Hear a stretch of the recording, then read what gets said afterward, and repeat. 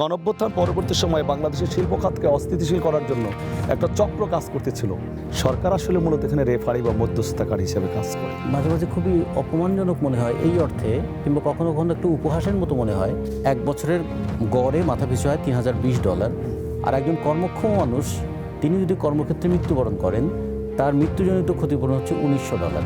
এক হাতে অর্জনটা আর এক হাত দিয়ে যে কেড়ে নিয়ে নেওয়া হয় কি কৌশলে। আমরা আশা করব যে কোনো ক্রাইসিসে বা যে কোনো সমস্যা সমাধানের জন্য মালিক, শ্রমিক এবং সরকারের যে কমিটি যেটা আছে টিসিসি কমিটি, এই টিসিসি কমিটি সঠিকভাবে দায়িত্ব পালন করবে। শ্রমিকরা যেন ভাবতে পারে এই দেশটা আমাদের, এই দেশটা গড়ে তুলবার জন্য আমি ঘাম ঝরাই, এই দেশ আমার পাশে থাকে।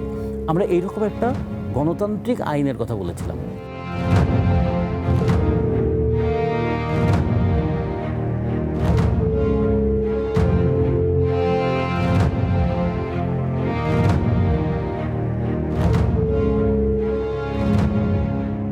মোটা দাগে এতক্ষণ আলোচনার পরে সমস্যাগুলো তো চিহ্নিত আগে থেকে, কিন্তু প্রকট সমস্যা থেকে ধীরে ধীরে কি খানিকটা উন্নতির দিকে যাচ্ছে কিনা আপনি যদি একটু বলতেন, যে শিল্প খাতে স্থিতিশীলতা বজায় রাখার জন্য মালিক, শ্রমিক বা সরকারের মধ্যে বিদ্যমান ত্রিপক্ষীয় যে অবিশ্বাস রয়েছে সেটি দূর করার কাজ সরকার কতটা এগিয়ে নিতে পারছে, বা করণীয় কি সরকারের সামনে?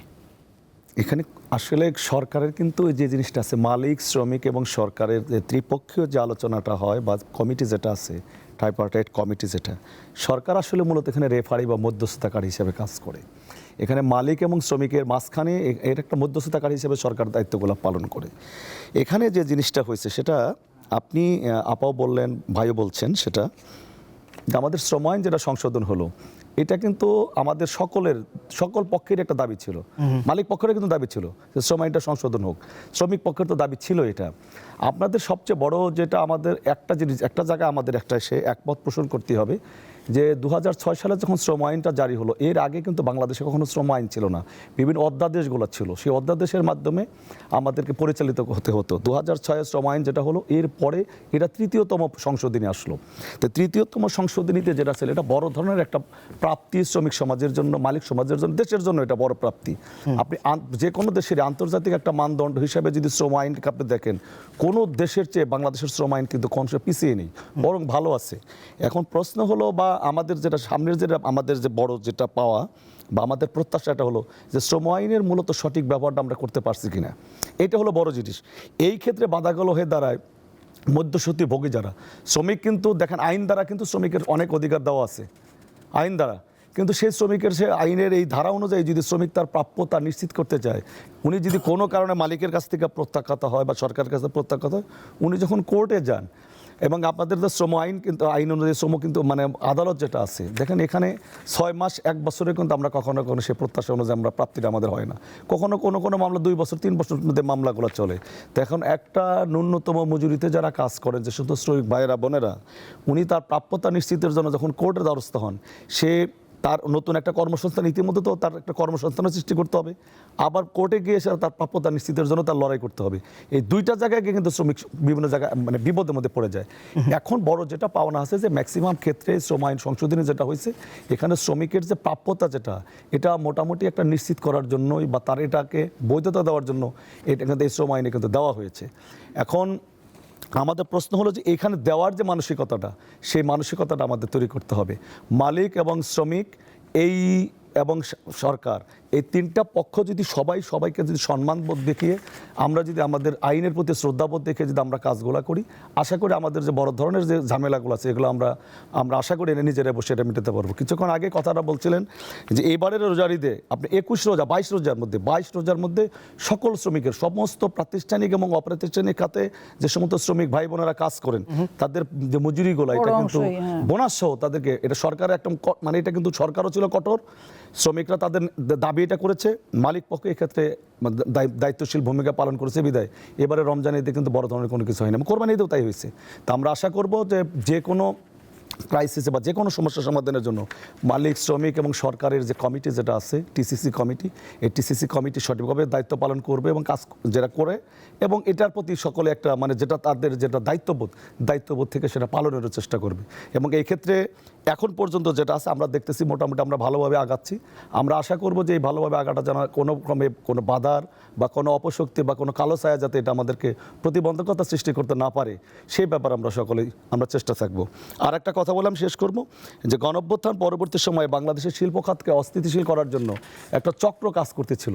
আপনি নিজেও মনে হয় জানেন, আজকে এখানে যে বসে আমরা কাজ করতেছি এটাও কিন্তু একটা শিল্প। এরকম বিভিন্ন শিল্প প্রতিষ্ঠানে কিন্তু অস্থিতিশীল পরিবেশ সৃষ্টি করার জন্য একটা চক্র কাজ করতেছিল। আমরা দলগতভাবে সংগঠনগতভাবে আমরা চেষ্টা করেছি। এখন আমাকে বলতে হবে মাননীয় প্রধানমন্ত্রী ওনার একটা নির্দেশনা আমাদের ছিল যে সবার আগে দেশ, সবার আগে দেশ, এই দেশের কথা চিন্তা করে আমরা সব জায়গায় কিন্তু আমরা নিজেরাও সংগঠনগতভাবে আমরা কিন্তু দাঁড়িয়ে প্রতিষ্ঠানগুলোকে রক্ষা করানোর চেষ্টা করেছি। আমরা এই কথাও শ্রমিক সমাজকে বোঝাতে সক্ষম হয়েছি যে আজকে যদি কোনো অস্থিতিশীল পরিস্থিতি সৃষ্টি হলে যদি কোনো প্রতিষ্ঠানের ক্ষতি হয়, তো প্রতিষ্ঠানের মালিক হয়তো বা তারা তো বাস্তব কথা বাংলাদেশের সচ্ছল ব্যক্তি যারা তারাই প্রতিষ্ঠানের মালিক হয়, তারা কিন্তু কোনো না কোনোভাবে টিকে যাবে। বাট যে সমস্ত শ্রমিকরা এখানে কাজ করে মানে খাচ্ছে তারা কিন্তু তাদের চাকরিচ্যুত হবে এবং তারা তাদের কাজ হারিয়ে ফেলবে, তারা ভবিষ্যতে বিপদে পড়বে। এটা বলে তাদেরকে কিন্তু আমরা বোঝাতে সক্ষম হয়েছি এবং অনেক জায়গায় শিল্প প্রতিষ্ঠান পাহারা দেওয়ার কাজও শ্রমিকরা করেছে। তো সুতরাং আমরা আশা করব বাংলাদেশে যাতে এইরকম কোনো অপশক্তির কোনো উৎপাত না ঘটে। বাংলাদেশের বর্তমান বিদ্যমান যে সম্প্রীতি, সেই সম্প্রীতির যে মেলবন্ধন যেটা শ্রম আইন অনুযায়ী যেটা আবার টিসিসি যেটা আছে, টিসিসির মাধ্যমে আমাদের আলাপ আলোচনার মাধ্যমে সমস্যাগুলো সমাধান করে শ্রমিকের যে ন্যায্যতা পাওনা সেইটা মালিকের যারা দায়িত্ব এবং সরকারের যারা কর্তব্য সেটা পালন করতে সকলে সচেষ্ট হবে। নিশ্চয়ই। রতন ভাই, একটা বিষয় আপনার নিশ্চয়ই দৃষ্টিগোচর হয়েছে যে নতুন আইনে কর্মক্ষেত্রে দুর্ঘটনাজনিত কারণে শ্রমিকের মৃত্যু বা স্থায়ী যদি পঙ্গুত্বের ক্ষতিপূরণ, এটি পুনর্বিন্যাসের যে অঙ্কটা নির্ধারণ করা হয়েছে বা সুবিধা দেওয়া হচ্ছে তা বর্তমান বাজার দরের সাথে সামঞ্জস্যপূর্ণ কিনা? এটা তো চেঞ্জ করা হয়নি। এটা 2018 সালে 2 লক্ষ টাকা মৃত্যুজনিত ক্ষতিপূরণ এবং চূড়ান্ত কর্মক্ষমতা হারিয়ে ফেললে 2.5 লক্ষ টাকা, মানে আহতদের 2.5 লক্ষ টাকা। এটা কিন্তু এখনও ওই জায়গাতেই আছে এবং এটা আমাদের জন্য মানে মাঝে মাঝে খুবই অপমানজনক মনে হয় এই অর্থে, কিংবা কখনো কখনো একটু উপহাসের মতো মনে হয় যে সরকারের এবার বাজেটের সময় হিসাব বললেন যে আমাদের মাথাপিছু আয় হচ্ছে এখন $3020। এক বছরের গড়ে মাথাপিছু আয় $3020। আর একজন কর্মক্ষম মানুষ তিনি যদি কর্মক্ষেত্রে মৃত্যুবরণ করেন তার মৃত্যুজনিত ক্ষতিপূরণ হচ্ছে $19। তো ফলে আমরা বলেছিলাম বারবার যে মৃত্যুজনিত ক্ষতিপূরণের হারটা এটা পুনর্বিন্যাস করা হোক। 1, 2 নম্বর হচ্ছে ILO কনভেনশন 121 অনুযায়ী আজীবন আয়ের সমান ক্ষতিপূরণের সেই জায়গাটা নিশ্চিত করা হোক। এবং সেটা না করলে অন্তর্বর্তীকালীন সময়ে আমরা যেটা বলেছিলাম যে EIS এমপ্লয়মেন্ট ইনজুরি স্কিম একটা চালু হয়েছে এবং এটা জানেন 2022 সাল থেকে এটা চলছে। এইটা অন্তত গার্মেন্টস সেক্টরে আছে, এখন লেদার সেক্টরে এটা চালু হয়েছে যে কর্মক্ষেত্রে কেউ যদি মৃত্যুবরণ করে তাহলে ILO কনভেনশন অনুযায়ী তার একটা ক্ষতিপূরণের পরিমাণ নির্ধারণ করা হবে। সেই পরিমাণটা তাকে থোক নয়, তাকে যদি মৃত্যুবরণ করেন তাহলে তার উপর ডিপেন্ডেন্ট যারা তারা আজীবন সেই ক্ষতিপূরণটা পাবেন পেনশন আকারে। আর যদি আহত হন তাহলে তিনি তার যে আয়টা করতেন তার অন্তত 60% তিনি বাকি জীবনটা এটা পাবেন। এটা একটা পাইলট প্রোগ্রাম হিসেবে চলছে এবং এই পাইলট প্রোগ্রাম 3 বছরের অভিজ্ঞতা দেখা গেল তাতে একজন শ্রমিকের জন্য গার্মেন্টসের ক্ষেত্রে সর্বোচ্চ 89 টাকা খরচ হয় গড়ে। কিন্তু মালিকপক্ষ এখনও কিন্তু এই পাইলটকে পার্মানেন্ট করার জায়গায় এখনও কনসেন্ট দেননি। এটা এখনও পাইলট আকারেই আছে, 2027 সাল পর্যন্ত এই পাইলটটা চলবে। ফলে আপনি যেটা বললেন মৃত্যুজনিত ক্ষতিপূরণ বা দুর্ঘটনায় আহত হওয়ার ক্ষতিপূরণের বিষয়টা, সেটা এখনও পরিমাণটা খুবই লজ্জাজনকভাবে কম এবং পাইলট প্রকল্পটা এখনও চলছে। এই পাইলটটা আমরা চাইবো ভবিষ্যতে এটাকে পার্মানেন্টে নিয়ে যাওয়ার জন্য। আমি দুটো জিনিস একটু বলতে চাই। আমাদের কিন্তু অনেকগুলো অর্জন আছে অভ্যুত্থানের মধ্য দিয়ে, কিন্তু অর্জনটা এক হাতে অর্জনটা আর এক হাত দিয়ে যে কেড়ে নিয়ে নেওয়া হয় কী কৌশলে, আইনের ফাঁকগুলো কীরকম।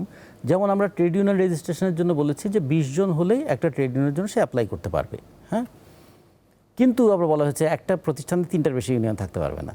তার মানে আগের থেকে যদি 3টা ইউনিয়ন থেকে থাকে তাহলে 20 জন হলেই বা কি আর না হলেই কি, সে তো ইউনিয়ন করতে পারছে না। আচ্ছা, 2 নম্বর হচ্ছে কালেকটিভ বার্গেনিং। শ্রমিকরা তার দর কষাকষি করতে পারবে, কিন্তু কালেকটিভ বার্গেনিংয়ের এই রাইটটার পাশাপাশি বলা হলো ট্রেড ইউনিয়ন এই কালেকটিভ বার্গেনিংটা করতে পারবে না। তাহলে কি দাঁড়ালো? কালেকটিভ বার্গেনিং তো যখন বলা হলো কালেকটিভ, তখন কি একা একজন শ্রমিক কোনো বার্গেনিং করতে পারবে? তাহলে তার ট্রেড ইউনিয়ন, শ্রমিকের পক্ষে ট্রেড ইউনিয়ন তো সেই বার্গেনিংটা করবেন। আবার বলা হচ্ছে প্রভিডেন্ট ফান্ড। প্রভিডেন্ট ফান্ড 100-র উপরে শ্রমিক থাকলে সেখানে প্রভিডেন্ট ফান্ড কার্যকর হবে। তো বাংলাদেশে 50% উপরে কারখানা আছে যেখানে শ্রমিক সংখ্যা 100 জনের কম, স্মল মিডিয়াম স্কেলের যে সমস্ত কারখানা, এবং যেগুলো ঝুঁকিপূর্ণ কারখানা তার বেশিরভাগই কিন্তু 60 জন 65 জন, আমরা রিরোলিং মিল থেকে শুরু করে মানে লেদ মেশিন থেকে শুরু করে নানা ধরনের যে ইয়ে আছে সেগুলো সবই কিন্তু ওয়ার্কার যদি নাম্বার ভাব ধরি সেটা 100 কম, তাহলে একটা বিরাট অংশের মানুষ কিন্তু প্রভিডেন্ট ফান্ডের জায়গায় আইনগতভাবেই যেতে পারবে না। আর তারপরে হলো যে যদি আমরা যদি বলি যে শ্রমিকরা যে বাজার দরের সঙ্গে সঙ্গতিপূর্ণ মজুরি, এইটা কিভাবে হবে? যেমন সরকারি হিসাব অনুযায়ী আমাদের মুদ্রাস্ফীতি হচ্ছে 9.8%। আমাদের আসলে ইনক্রিমেন্ট কত হয়? 5%। তার মানে নিয়ম অনুযায়ী সরকারি হিসাব অনুযায়ী আমরা কিন্তু 4.8% করে মজুরি হারাচ্ছি।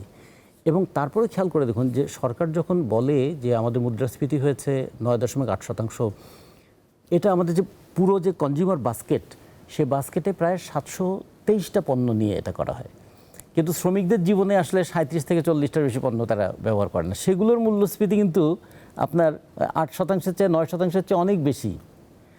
এখন টেলিভিশন কত শতাংশ দাম বেড়েছে, সোনার দাম কত শতাংশ বেড়েছে, এইগুলোর সঙ্গে গড় করে যখন আমি এখন চালেরটাতে নিয়ে আসবো, ডালেরটাতে নিয়ে আসবো, তখন কিন্তু গড়ে আমার এটা 9.8 আসছে, কিন্তু বাস্তবে আমাদের যে দৈনন্দিন প্রয়োজনীয় সেটার মূল্যস্ফীতি অনেক বেশি। সেই অনুযায়ী শ্রমিকের কিন্তু মজুরির যে গ্যাপটা, এটা পূরণ করার জন্য আমরা রেশনের কথা বলেছিলাম।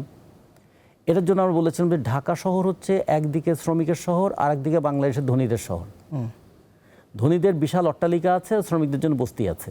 তা আমরা ঢাকা শহরে 30,000 বিঘার মতন জায়গা, সেটা সরকারি জায়গা, নানাভাবে দখল হয়ে আছে।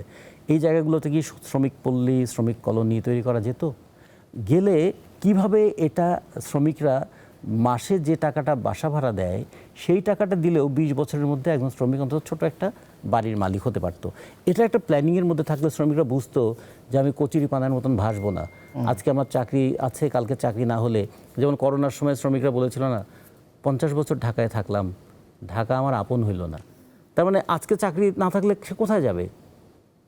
মানে এই জায়গায় শ্রমিকরা যেন ভাবতে পারে এই দেশটা আমাদের, এই দেশটা গড়ে তুলবার জন্য আমি ঘাম ঝরাই, এই দেশ আমার পাশে থাকে। আমরা এইরকম একটা গণতান্ত্রিক আইনের কথা বলেছিলাম, কিন্তু আইনের যেটা হয়, আমরা আইনের যুক্তিতর্ক করে ত্রিপক্ষীয় পরিষদেও যেটা আমরা সর্বসম্মতভাবে অ্যাকসেপ্ট করি, যখন একটা ভেটিং হয়, আইনি রূপ হয় এবং শেষ পর্যন্ত পাশ হয়ে আসে, তখন দেখি যা আমরা একমত হয়েছিলাম আর যা মুদ্রিত হয়ে এসেছে দুটার মাঝখানে একটা বিরাট গ্যাপ তৈরি হয়ে যায়।